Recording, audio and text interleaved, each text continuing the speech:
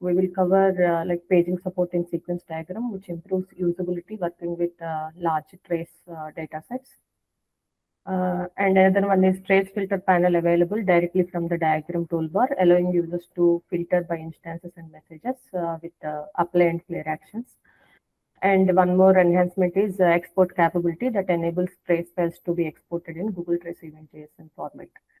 Now I will start with paging. If we right click on trace file, we will have open sequence diagram. So here, when we are trying to open large trace files with hundreds of events, previously made the diagram slow and unreadable. Now paging loads only a focused window of events at a time. So the diagram shows 20 events per page. So here is the indicator for the page, which has total number of events and events per the page and total number of pages. Next, scrolling to the bottom of the current page automatically advances to the next page like this.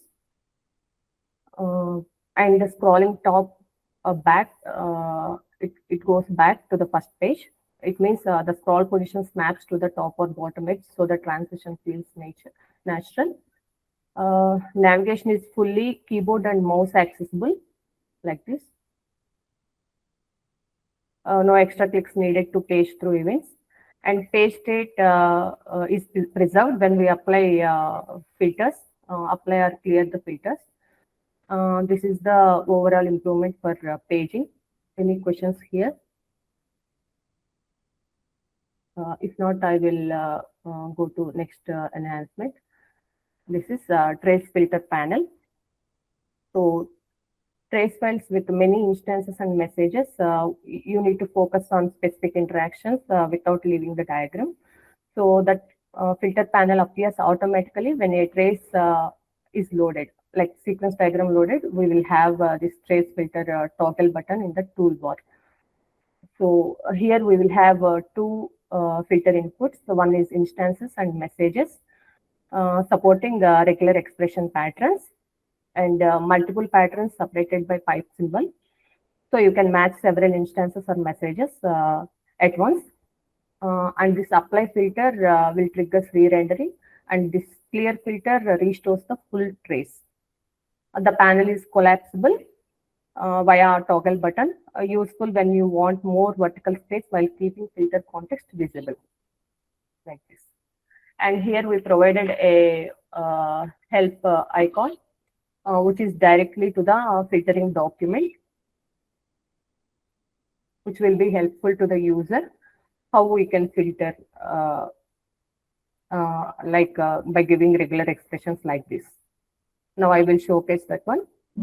So first, we can only filter with instances like this. So we don't have the receiver or sender second instance side. So we don't have messages. Here I will give with pipe symbol second instance. So the related events got loaded. And the page indicator preserving the page, which resets the page number regarding with the filtered data set. And if you want to only filter some with regular expression,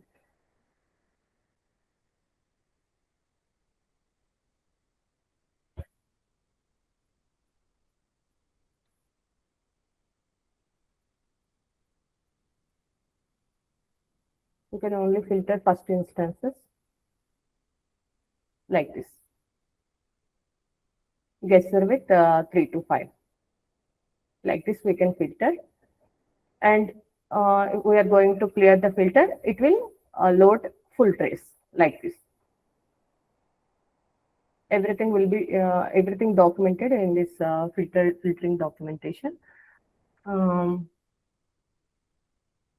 Any questions here? If not, I'm going to next enhancement. So Earlier, we don't have this capability to export this Google Trace event JSON format for this trace file. Now I'm going to export for the multi-threaded trace file. It has player 1 thread and player 2 thread, which will be more visualizable in the tracing visualizer. I'm going to export, which will be like this with the timeline.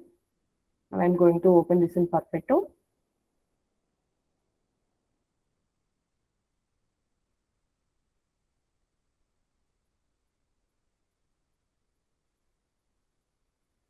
So this is a multi-threaded, like player 1, player 2.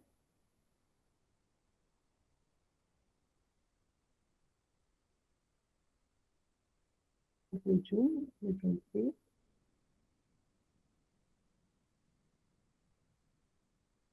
That's it.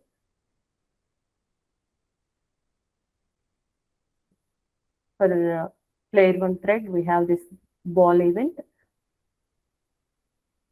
For player 2, we can see both the threads events like this. These are all the new enhancement we did. Any questions or comments?